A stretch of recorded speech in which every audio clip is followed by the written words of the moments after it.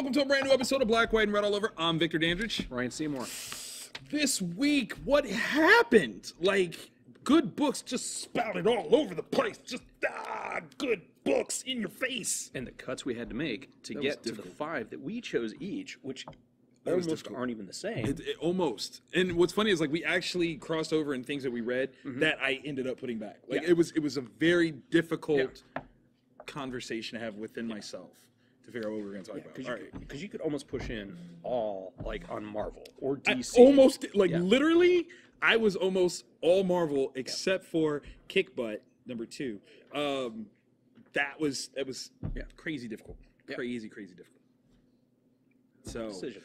All right, so I believe Kick Derriere number 2 is the only main book that we read that is the same. Do we save it? Do we save it? I don't know. That's a toughie because I'm really curious about some of the, like, I deselected Thanos and I don't feel good about it. I don't want to say you were a fool. That's what Thanos would say. I am not on the level of Thanos. But would Thanos be right? Okay. Thanos 17. Shaw on the art. Kate's on the story. Yeah. Okay, remember how we were saying that each of, like, the previous issues had, like, a little blurb that could have been a series that you would, like, have murdered someone to be able to have? Yeah. The stories continue. It's more of that. And then when it hits the fan, and it does hit the fan, it's so glorious. And what this little thing here has an inevitable conclusion that was should have been obvious from the get-go. Okay. That for whatever reason I didn't see coming. So then all of a sudden, as I'm getting to the end of this issue, I'm like, oh my god! Like, I'm speaking to the book. Oh, it was a lot of that. Nice. It was a lot of good. Like, okay, hold on. Forgive us. I will show you. And there are moments in this, like, that will make you squeal. Okay, so you can imagine who that is, right? Yeah. That, right? Yeah. So the obvious conclusion must be, and I didn't even see that coming. It was like the most obvious thing. I did not see that coming. And it was like, I'm turning pages and I'm like, oh. And then. Yeah. Oh my gosh. This right here is why comics are great. You can't read something like that and put it down and be like, meh. It was okay. It was okay. Purple guy was kind of cool. Stupid stuff happened. No. This is pure comic booky fun. Yeah. You can't. So good. Donnie is growing to be one of my new favorites. Oh, he's amazing. Like, he's flat killing it. Every book that he does, because he also does Baby Teeth, right? Which is this week, and that was one that didn't make the cut just because I've reviewed it a bunch of times. Baby Teeth, those covers, man, they just get me every time. Yeah, I know, right? It's like, wish my family could be like that. But they just... No! Stop wishing those things. Cut that out. What else did you read, sir? All right, this is one that I picked up expecting it to be trash, just like legit 28 pages of me just laughing at horrible just poop. Literally, he had this conversation. Like, this is not even a joke. Right. So it's Action Lab, yes, and it is the crossover that you've been waiting your entire life for: Gingerdead Man versus Evil Bong. I can't make this up because somebody else did, and they cashed the check. So it's. And this is actually the second part. I didn't realize it was that was the first part? Yeah. Oh! So apparently in the first one, yes, a gingerdead man who is like the soul of an evil mass murderer that is trapped inside of a gingerbread cookie gets eaten and then crapped out. So then he's stuck inside this crap, which was where we find him as he's stepped on, carried into a bong shop, which is the home of Evil Bong, and ends up almost in a very...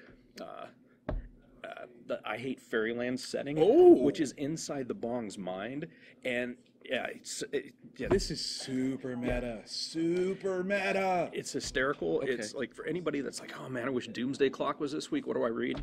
Pick that up. That's the one. Pick it up. That's the one. It's the crossover you didn't know you needed. It could be one of. It's my second favorite book this week. Probably. I was not expecting that. Okay. All right. That's. Not what I expected. I know. All right, so I took on Superman number 43. Yes. We're still, with the super family, right? Yes. But with this added addition of Boy Zorro. Yes, Superboy, Little John, what, has his own Bizarro. Okay, like this is one of the coolest things. Okay, so this is part 2 of his entrance. Can we? I need to find the words to be able to say this. Don't go to Bizarro Earth. It is not a nice place. When Bizarro does things, it's not of a wholesome nature. The dude is not a nice guy. He is not a nice, bad dad, horrible husband. Like, there's a moment where I'm like, I think we need to call somebody on this issue. Like, nah. This is not how families function. Not like baby teeth. No, not without baby teeth. Yeah. Like, that's definitely, like, yeah. Bizarro dad is funky. But, like, the whole setup, though, is kind of sweet, man. This whole thing, like, when I first saw the announcement of Boy Zorro, I was like, that's, yes. I don't even know why I never thought of that. Like, that's genius. Yeah. It's so, and it's right in line with the entire, like, Superman mythos. You Yeah. gotta have a Bizarro. Like, it's just Superboy, right? You gotta have that. Boom. So yeah, it's pretty dope. It's pretty dope. Excellent. I love those guys. Another book. Yes. And this one was a suggestion from, okay. from Luciano South. Okay. On our Facebook page. What we got? Lucy Dreaming. It's Boom Studios. Max Okay. Max Bemis actually wrote it. Oh. So I will look into this. Partake. And it's this really cool story where it reminded me a lot of my oldest daughter. Okay. It's just like this just malcontented, 13-year-old who's way smarter than everybody else that's around her, and just having to deal with the crap that you do at that age, and how different people act with each other. And she just loves reading. That's like her favorite thing. So she loves crazy novels of sci-fi and action. And something happens where she ends up inside one of these stories. Okay. And then she's able to come back out. And there's this story that's built up that we don't know yet. I think her parents are scientists or something. That's just me guessing. Okay. But yeah, she gets into and out of these actual books that she's reading in dreaming, which hence Lucy Dreaming. That's dope. Question. Yes. Age demographic. What are they shooting for here? See, that's the weird part. I would let my daughter, she's 12, read it. Okay. But Does it? I'm a fairly open parent. That's fair. In That's terms, fair. so like I have a leeway. Like, watch Deadpool, I don't care. But Watch it with me so I can explain things to you. Yeah. Happy International Women's Day. Let me tell you what's going on. that day is a pain in the all right. So I get dinged for that. yeah. Oh my God, that's right. Tushy. Whatever. We tried. But yeah, I would say teen it up. Okay. All right. So I'll save that one for my daughter, who equally is an avid reader and type thing like that. So okay. Yeah. Oh wait, lucid dreaming. Right. Like, see, it all came together. Yeah.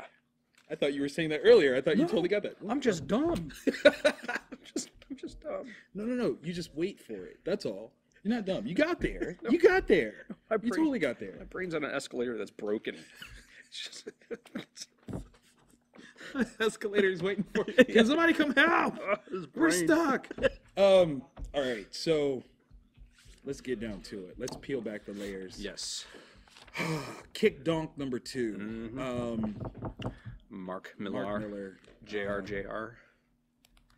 It's a different character. Different character. It is in the same universe. Yes. It is in the same universe. Okay. I got clarification on that one. So this is clearly inspired by the work of Dave before. So in that regard, this becomes that much cooler of a setup to me. Yeah. Flat out that much cooler. We get introduced to Patience. Is it Lee? Yes. Patience Lee? In the previous issue, she's ex-military. Ex-military. But not just in the military, but in charge. Right. She's a boss. Yes. Boss. Finally, getting discharged after running at least a couple of tours. Yeah. Right? Newly minted single mom because her jerk face ran off to find one himself and start a music label or something. She didn't believe in my songs. Yeah. I don't owe her any. I want to beat that dude up so bad. Yeah. Like, you don't even know. Like, so she finds herself in a situation where she's got, you know, the kids to take care of, bills are stacking up. Of course, I love in the first issue how she makes the note, like, if dude had just left like a day earlier, there are programs that the military has in play, she would have been fine. Yeah. But because he waited till after she was discharged, she's on her own. Yeah. Which is, like, it makes you wonder, like, did he do that intentionally? Of course he did. I'm sorry. Maybe not. I'm sorry. I'm sorry. No, I mean, he's very douchish in nature. Like, the action is just so douche. Terrible. That's bad. But she makes this plan. Yeah, she knows that the neighborhoods that she's around, there's some, you know, unsavory characters. She's like, she has a unique set of skills that could come in handy. I can handle this. Yeah. You know, a couple minutes, let me run in, run out. How much can I nab? Yeah. Well, we have an exact number now. We do have an exact number. You know, what I love is that, like, okay, so the first issue starts in a present sense, and then it goes back and catches us up. Yeah. So then we're, you know, this issue starts out where we are still in the thick of it all. Yeah. And we see it go down. Yeah. Man, there was something different about Patience's position versus Dave's. Yeah. Dave was just this kid trying stuff. Yeah. She's like a legit, if there was a real superhero, this is how it goes. Yeah. Like, she knows what she's doing. She goes in with a plan. Batman-esque in that nature. Yes. But she's taking it up until a certain point. Right. She's doing it in a very clinical, very detached, like, this is my goal. Right. And I need to do it for this, and nothing else matters. That's it. That's it. Like, this is my mission. I complete the mission. I go home. Yeah. It's such a very military move. But the thing is that maybe because she is a female. Yeah. Maybe because she is a parent. Maybe. There is this greater sense that she can't just stop at that clinical, you know, point. And that's where the real characterization comes, man. Yeah. Like, that's the part where she becomes somebody truly different than Hit Girl or anybody else that we've seen in this universe. You know, very sweet, though. Yeah. There's a... Yeah, because the moment that you speak of, especially, that's really cool, and that's something I don't see Dave like. That's Dave not Dave level. Yeah, he went in with a different set of things, and her decision to do that, is born out of a completely different perspective. Totally different perspective. Yeah. I mean, even to the point where, interestingly enough, she does that in a different attire. Yeah. Than what you would expect. That's what I love about it. Like, it's so complex. It's not even just like, oh, I'm gonna go do this thing, and I'm just gonna keep doing these things. Yeah. There's a legit plan to separate who she is, what she's doing, how she does it. It's such an Iron Man moment. Like, I am Iron Man. You're like, yes, you are. Yes. I get a little excited about this one. I'm not gonna lie. Yeah, because I'm curious to see where it goes, especially with the choice in direction. Yes. The choice in outfit. It makes you wonder. Like, yeah, it's very, very cool. And I've decided I want to do like a pinup of all of the ethnic superheroes that are donning hoodies. Yeah.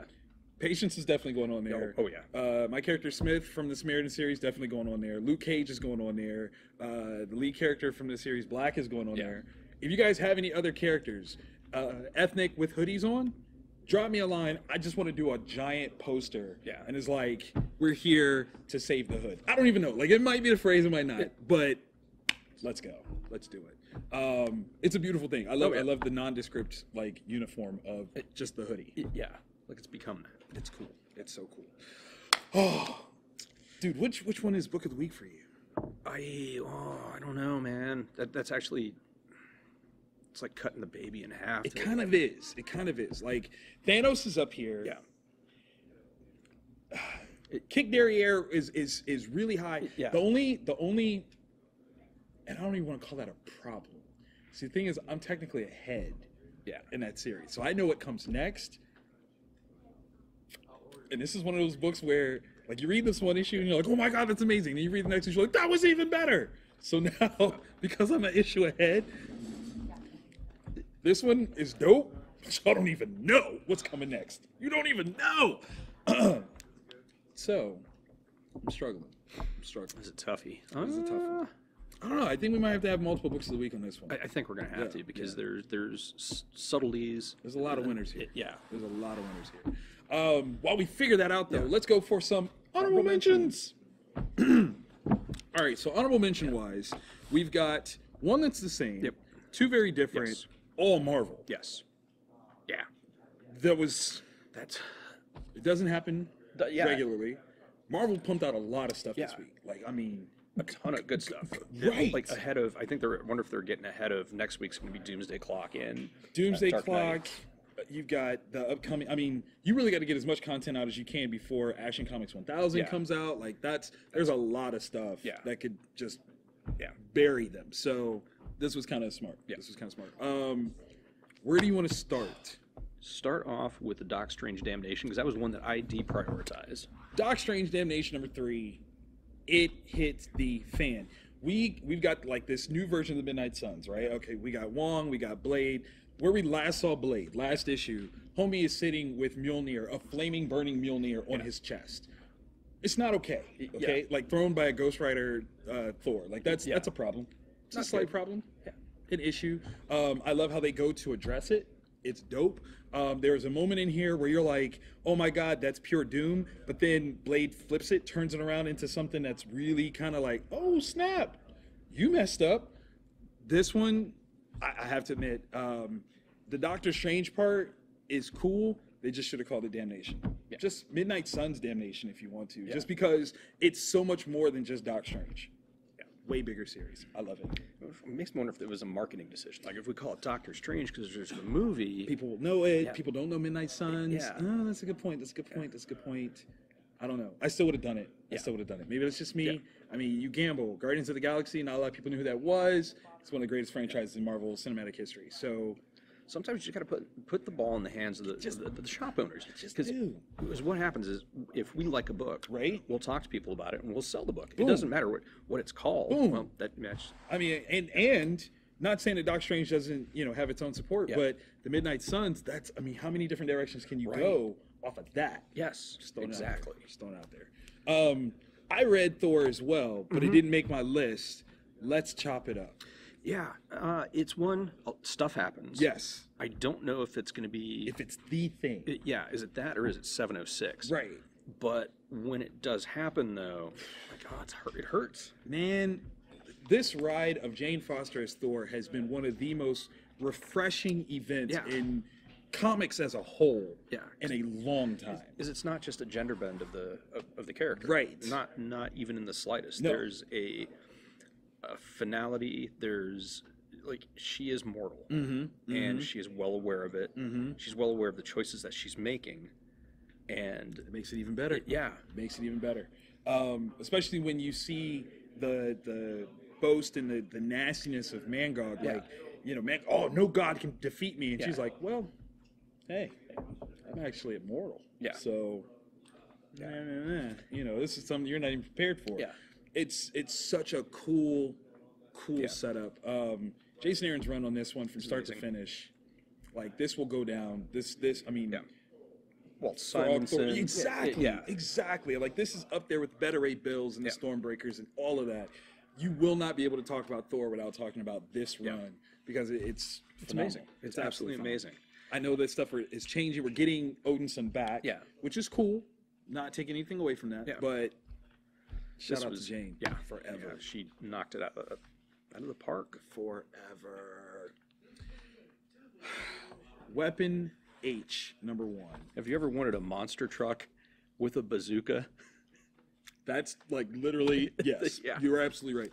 When they first announced this, I was like, and Marvel is now out of ideas. Like the House of Ideas has now... It's empty. They've tapped the well. They forgot that they did the Hulked Out Heroes miniseries. They did. Oh God. And then upon reading this, Greg Pak actually produced something amazing out of that concept. If this was 1993, this would have sold 1 million copies. Oh yeah. If it, flat out. If this was 93, 1 million copies sold right now. Boom, go. Yeah. Not even counting the variant covers.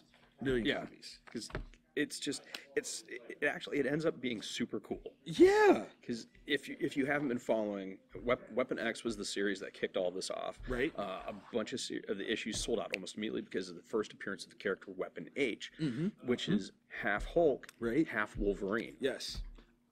I mean, when you say it, a sane person's like, that sounds silly. Yeah. The setup, though. Yeah. So Clay is our hero for hire. Yes. Is assigned a butcher mission. Yeah. Killing villagers. Homie's like, I'm not doing it. I don't want to participate in these activities. Turns against his team. Yep. Takes him down. But he gets caught. As punishment. Yeah.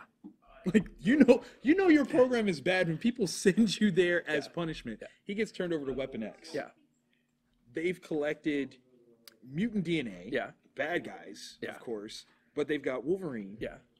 And an association like that would certainly be curious about what would happen if you take some Loganisms and some Bannerisms and put them together. Yeah.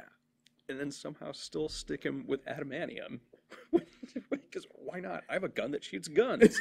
It's just, I mean, and he got away. Yeah. What? Yeah. What? No. Yeah, like they didn't put a tracking device in him. You couldn't. Even if you did, what's it gonna do to him? Yeah. All around, this was a great blend of each of those characters. Oh yeah. You get the immediate sense of the classic Incredible Hulk series where he's just this guy, wants to be left alone, stays out of trouble. Don't bother me. Everyone survives. Oh nope, I'm getting angry. Yeah. You're not gonna like. Oh, and I've killed you. Stuff happens. What I do adore is that this is like a straight up shout out throwback to the first appearance of Wolverine. Yes. Very much. I wonder if that was intentional. Oh, that's got to be intentional. You can't do that by accident. Yeah. You're Greg Pak. You don't do that by accident. Like that just doesn't happen. It's such a great shout out, hat nod, the whole thing. Like that's what I love the most about it. Like as much as that could have been a ridiculous idea, the fact that they did that throwback to Hulk 180 and 181. Yeah. It's amazing. Good job. Kids, if you're not familiar with the characters that's here on the cover, the Wendigo. Yeah. You need to know who the Wendigo is. As soon as that thing happened, I was like, oh, I know what that is. And that's But it was cool. It was dope. Even though you saw it starting to happen, you're still like, here it comes. Super here giddy. it comes. Here it comes. It's almost like if you're watching the original Voltron, right? Yeah. And they go form blazing sword. You know the episode's almost over, but you still are like, here it comes. Yeah. Here it comes. Oh, it's over. Yeah. It's over. This was fun. It was. This was ridiculous. It was amazingly fun. It was. I don't know. It took me back to like '93 when I was many years younger, and that kind of it just was. I just wanted to see him pop claws and just annihilate. Wreck shop. Yeah. Who are your top 10 Weapon H should fight those guys lists? Oh. Put it in the comments, y'all. That's what we want. We want a top 10 list of who Weapon H should fight in an upcoming series. Let's go. Yeah. I want cross universes. I don't even care. Yeah. Throw some DCs in. Throw some Image. Fan fix this. Do it. Yeah. Come on, that's brilliant. Because the power level is absurd. He could fight Pitt. Like old school Image. Yeah. Oh. Yeah. Mm. Hit us with those. Just comment below. Please. That would just make my everything. Yeah. And as always, we thoroughly appreciate everyone that's subscribing. If you're not a subscriber, click the subscribe button, hit the bell so you get the notification every week because we're here. Yeah. We're almost at 700 subscribers. Yo. So once we get there, who knows? I might autograph a picture of myself and mail it to somebody. At 800, I might do an episode naked. Yeah, I said it. We'll see if you hold me to it. I'll hold you to it.